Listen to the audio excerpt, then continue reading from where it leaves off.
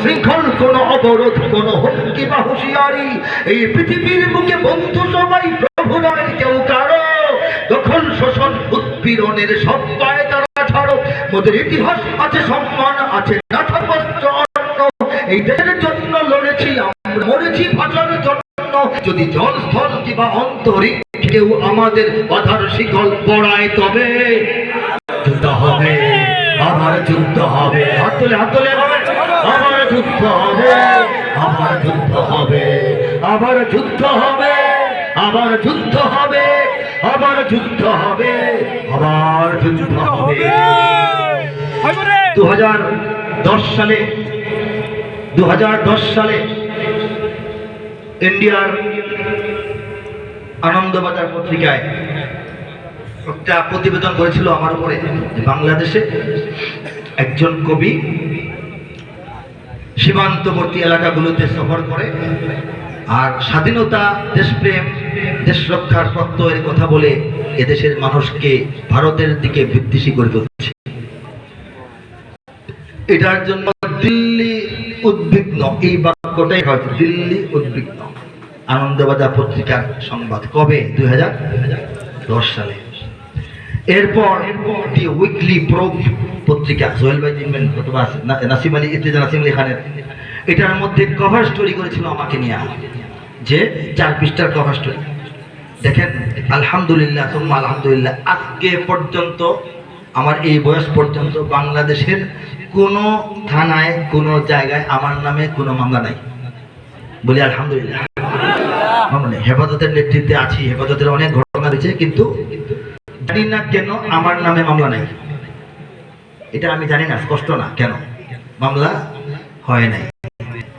কিন্তু সেই পত্রিকা আমাকে জঙ্গিবাদের সঙ্গে সম্পৃক্ততা, এগুলি সব আন্দাজ করে করে লেখা, থাকতে পারে, হতে পারে, খতিয়ে দেখা দরকার, এই ভাষায় লেখার পর তখনকার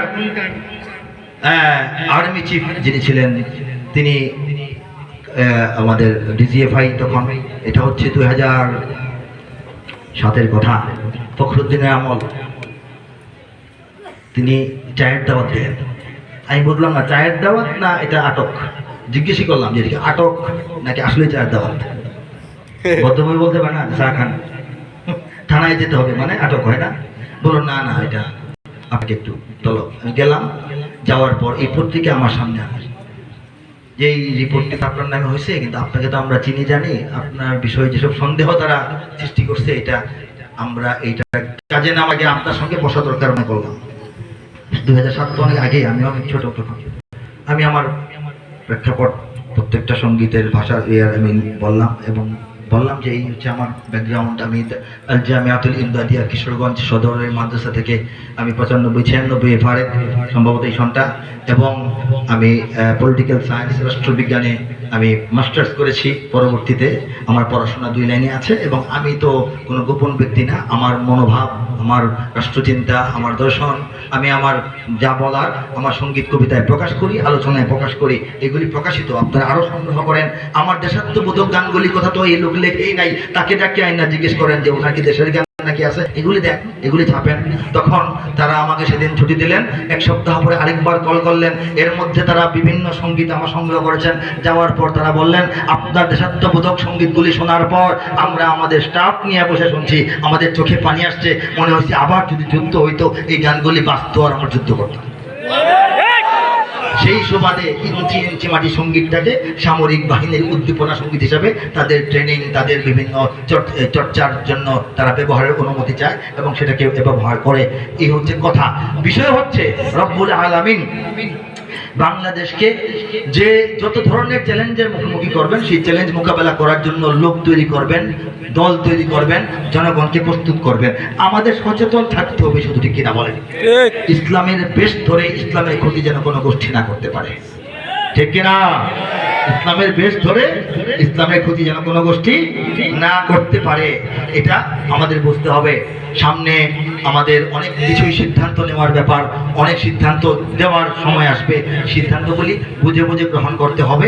সেটা হচ্ছে আমার পক্ষ থেকে আপনাদের কাছে একটা আবেদন, খুব সচেতনতার সাথে সিদ্ধান্ত নেবেন। দেখেন, এই যে দেশের জন্য এত চিন্তা, এত কথা, এত বাণী, এত জাগরণ, এত লোকজনকে তৈরি করা, এত চেতনার স্ফুরণ ঘটানো, এটার বিনিময় দরকার না? দরকার কিনা বলেন? যদি সত্য, সভ্য, সচেতন, জ্ঞানী কোনো মানে শক্তি ক্ষমতায় যায়, তারা এইগুলি খুঁজে খুঁজে দেখা তাদের দায়িত্ব, যে কারা এই 17টা বছর বাংলার জমিনটাকে এত মানে এটাকে বলা হয় এত ক্রিটিক্যাল পরিস্থিতির ভিতরেও কারা মানুষজনকে তৈরি করে রেখেছে। কথা ঠিক কিনা বলেন?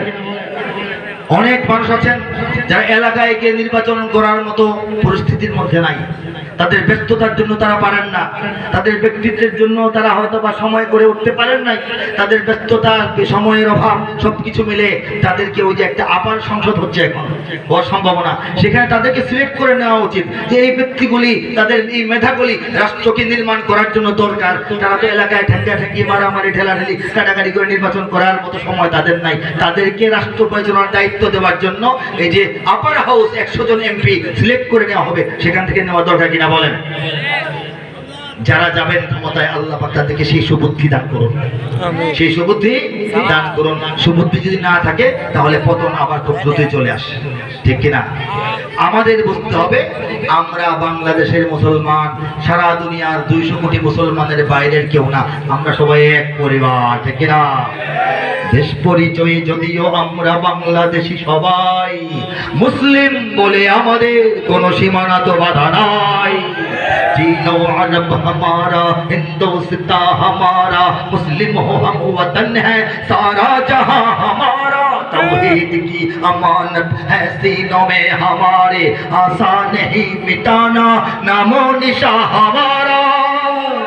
বাধা ভয়হীন মুক্ত স্বাধীন আমরা মুসলমান, যেখানেই আছে একটি মুমিন সেখানে হবে আযান।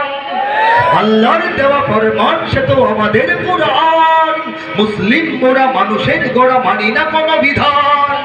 অত্যাচারীর খোলা তলোয়ার কোন হুঁশিয়ারি কোন হুঙ্কার, অত্যাচারীর খোলা তলোয়ার কোন হুঁশিয়ারি কোন হুঙ্কার। রক্ত চক্ষু ফাঁসির রজ্জু মোরা নাহি ভয় পাই, মোরা নাহি ভয় পাই, মোরা নাহি ভয় পাই।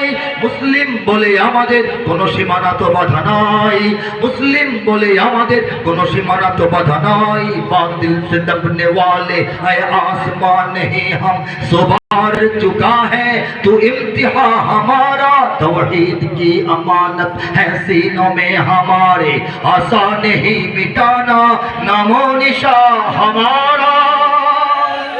এই যে দেশাত্মবোধ, এই যে দেশকে মুক্ত রাখার, স্বাধীন রাখার, সার্বভৌমত্বকে অক্ষুণ্ণ রাখার চেতনা, এই চেতনা লালন করতে হবে।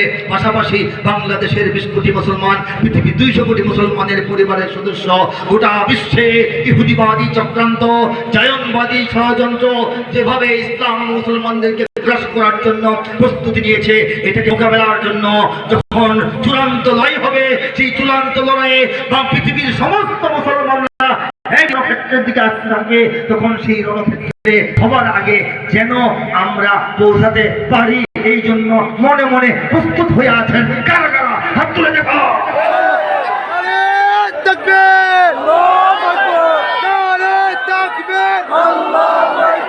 আল কোরআনের আলো, আল হাদিসের আলো,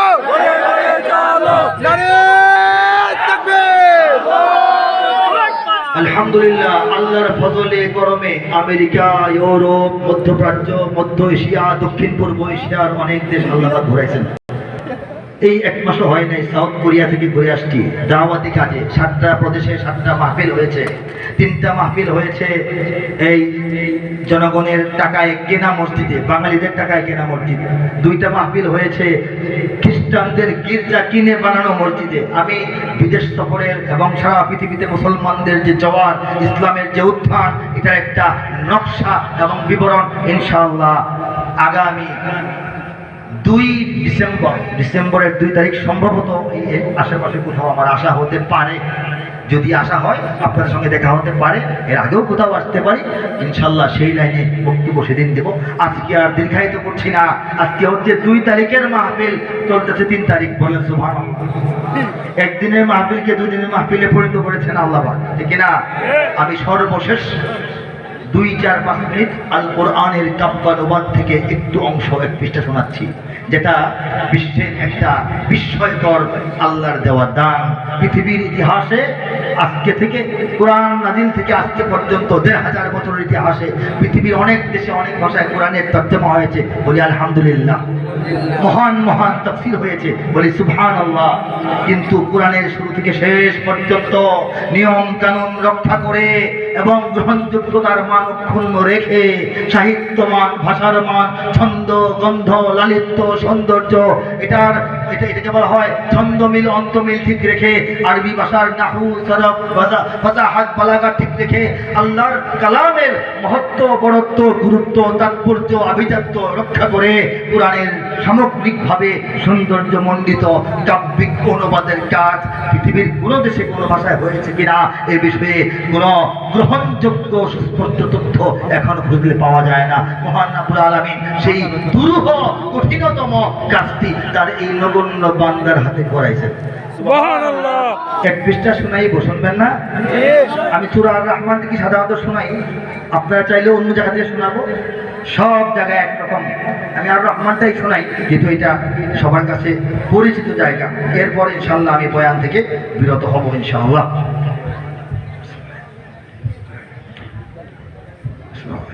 كأنهن الياقوت والمرجان فبأي آلاء ربكما تكذبان هل جزاء الإحسان إلا الإحسان فبأي آلاء ربكما تكذبان ومن دونهما جنتان فبأي آلاء ربكما تكذبان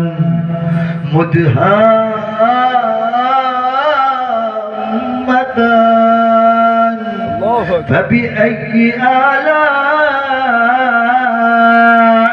ربكما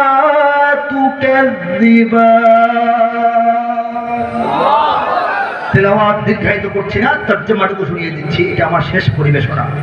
পদ্মরাগ ও প্রবালের মতো হারাদীপ্যমান, ইয়াকুত ওয়াল মারজানের অর্থ হচ্ছে পদ্মরাগ এবং প্রবাল, পদ্ম ফুলের লালিমা আর সূর্যের আলোয় অল্প পরিচ্ছন্ন সাগর তীরের অল্প পানির নিচে ঝকমক ঝকমক করতে থাকা যে প্রবাল, সেই দুইটা মিলে যে সৌন্দর্যটা তৈরি হয়, আল্লাহ বলছেন জান্নাতের হুর এবং গিলমানরা দেখতে এমন।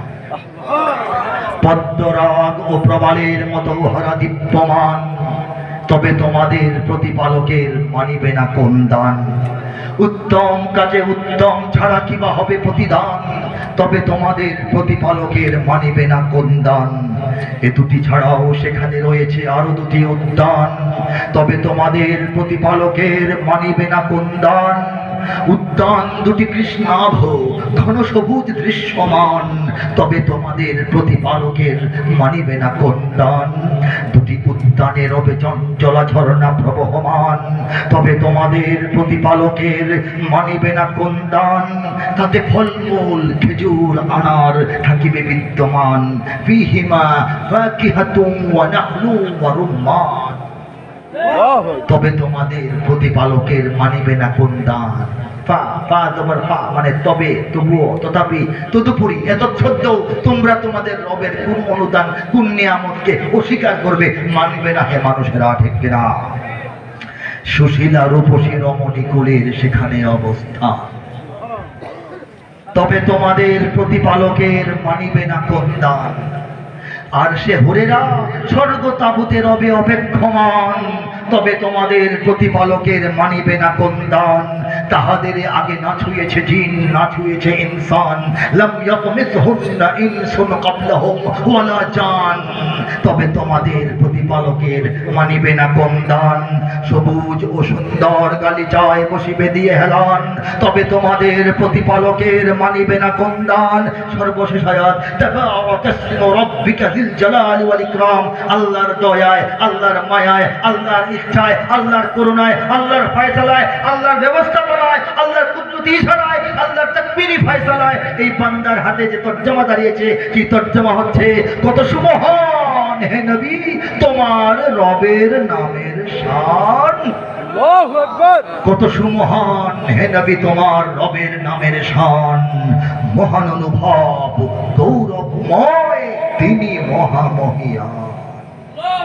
এই তালে, এই মিলে, এই ছন্দে, এই গন্ধে, এই মাত্রায়, এই সৌন্দর্যে, এই লালিত্যে আল্লাহ রাব্বুল আলামিন সূরাতুল ফাতিহা শুরু থেকে সূরাতুন নাসের শেষ পর্যন্ত সমস্ত আয়াত, ৬,০০০-এরও অধিক আয়াত, সহজ আয়াত, কঠিন আয়াত, জটিল আয়াত, সরল আয়াত, ছোট আয়াত, বড় আয়াত, সমস্ত আয়াতের তর্জমা এভাবে করায় দিয়েছেন মাত্র ২৪০ দিনের বসে লেখার মেহনতে। আল্লাহ পাক কবুল করুন, বলি আমিন। আল্লাহ পাক কবুল করুন, বলি আমিন। আল্লাহ পাক আমাদের সবাইকে হেদায়েতের উপর রাখুন, বলি আমিন। ওয়া আখিরু দাওয়ানা আলহামদুলিল্লাহি রাব্বিল আলামিন ওয়াস সালাতু ওয়াস সালামু আলা সাইয়্যিদিল মুরসালিন। আসসালামু আলাইকুম ওয়া রাহমাতুল্লাহি ওয়া বারাকাতুহু।